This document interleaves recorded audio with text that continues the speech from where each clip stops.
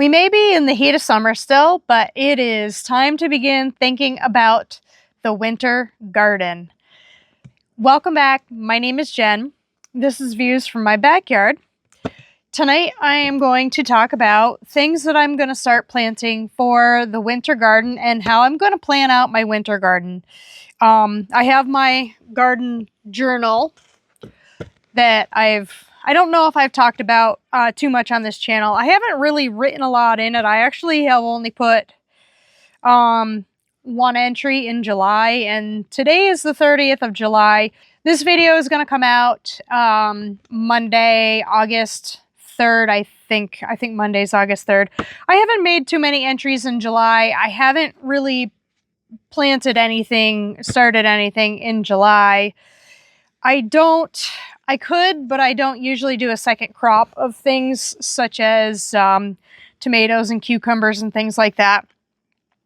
My cucumbers and tomatoes are out of control. They're doing really good. It is a late July, August. I'll have to do like a quick garden tour because the garden's pretty wild. I'm just barely starting to get green and yellow beans. I've got corn that's hanging out, and I've got some drying beans. I still have some of the things that I am going to start for the winter garden, but they seem to take a long time to grow, longer than they should, and I'm not really sure why.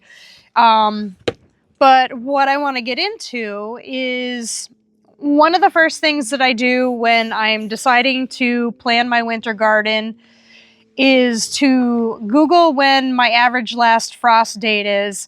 And for where I live, it's around, it's about the end of September, early October. And depending on the year, I think last year actually it was really cold quite a bit. There was frost October 2nd, October 9th, and did we have a frost on parts of the lawn? It was down to 35. Down to 35 on September 20th last year. So I don't was it? Yeah, that's a 35, not a 25. I don't have a lot of time left to grow things, but the key idea is to grow my plants almost to maturity by the time that the frost rolls around. And sometimes the winter fall garden is one of the best times to actually grow some of the things that I'm planning on growing.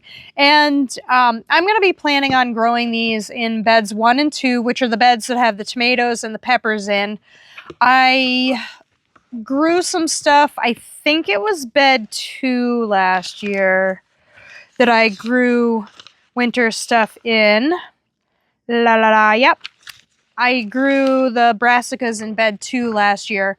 So this year I'm going to do the brassicas in bed 1, and then I guess everything else I'll try to do in bed 2, and we'll see how they go this year. Hopefully we don't have such cold weather like we did last year, but I remember last year some of the best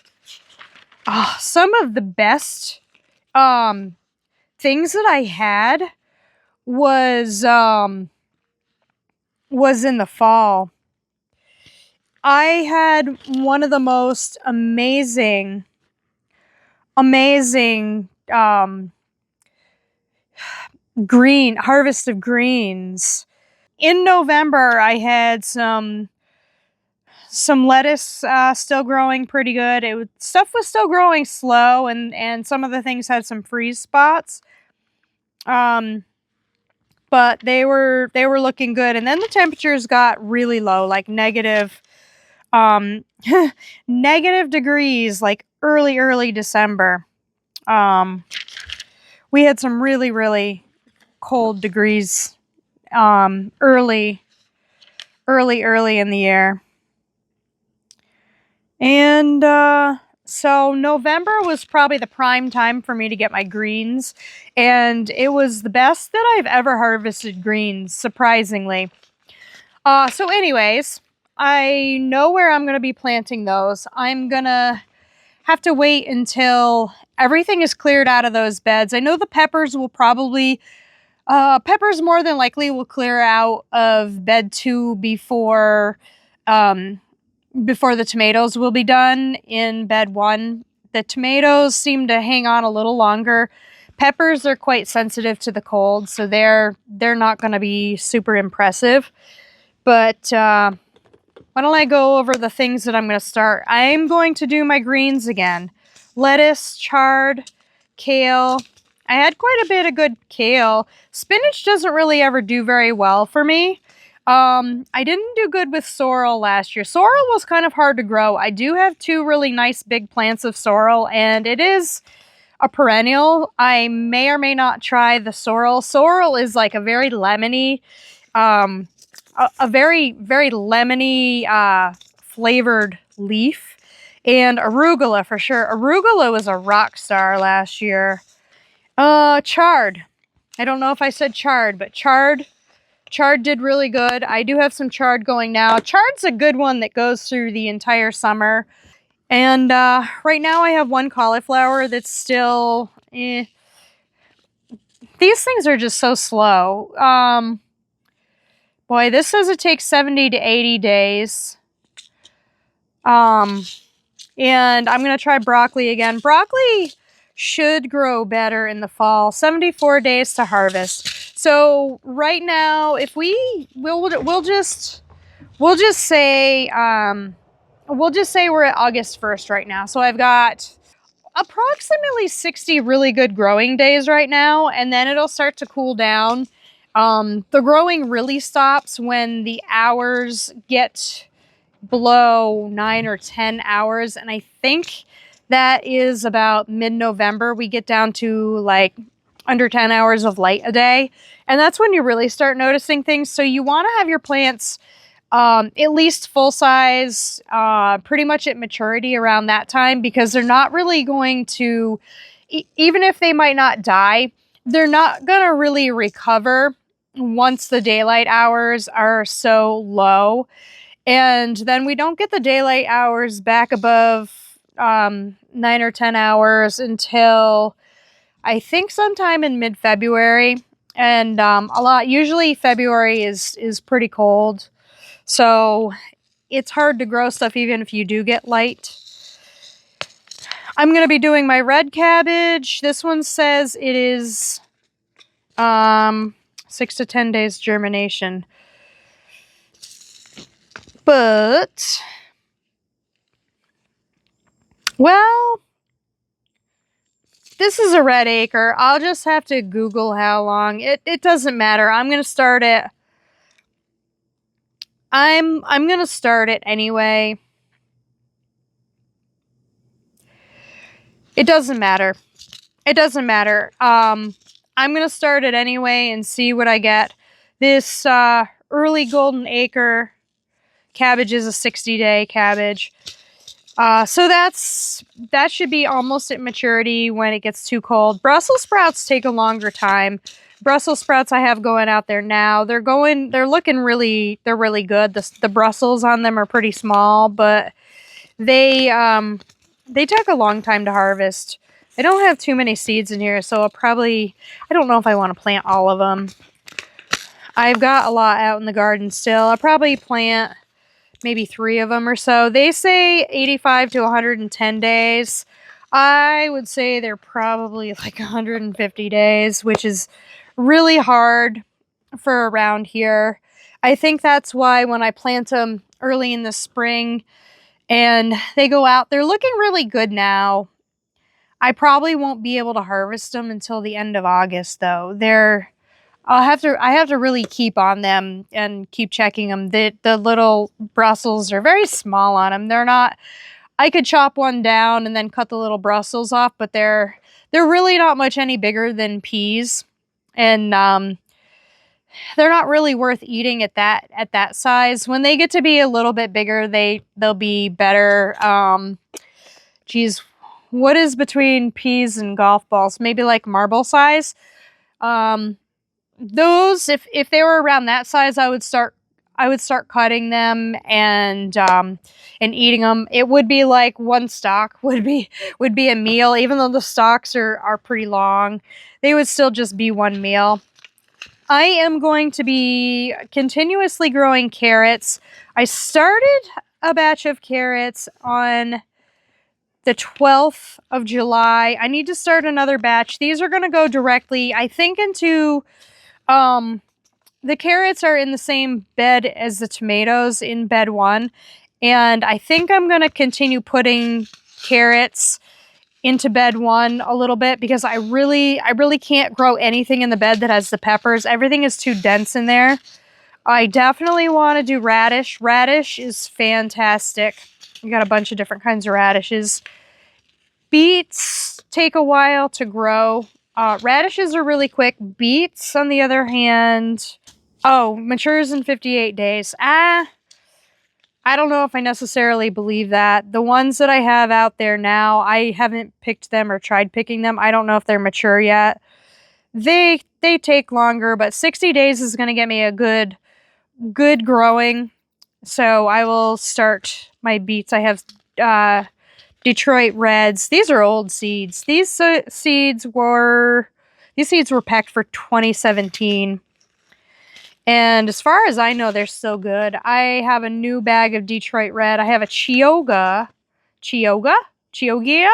which is a red with white rings in it. How many days is that one? 50 to 60 days. That's about the same. And then I have the mix of 3 different colored beets, the gourmet blend. 3 or 4 different colored beets in here. And I don't know if I'm going to grow peas. I tried growing peas last year in the winter, and I don't really have anywhere to grow them this year. I could grow them on the vine that I have them on currently, and they're still actually growing. It's August, and I'm still harvesting peas, and I feel like if it doesn't get too hot, which it has kind of to some extent, but the peas aren't fantastic, but they're still coming, and as long as I can keep picking them, I've been grabbing like a couple large handfuls of peas almost every day or every other day, and I've been able to take them to work and eat them as a snack. And Barlow really likes to eat peas these days. So the peas are still coming pretty good, but peas don't seem to be a crop that works so good for me. It took a really long time for them to even start coming up in the spring. And peas are one of those crops that people say you can start your peas as soon as you can work the ground. I'm not really sure what kind of bullcrap that is, but that never seems to be the case with me. Let me know if you guys have any good luck starting peas when it's like, when the soil's barely workable. That, I just can't.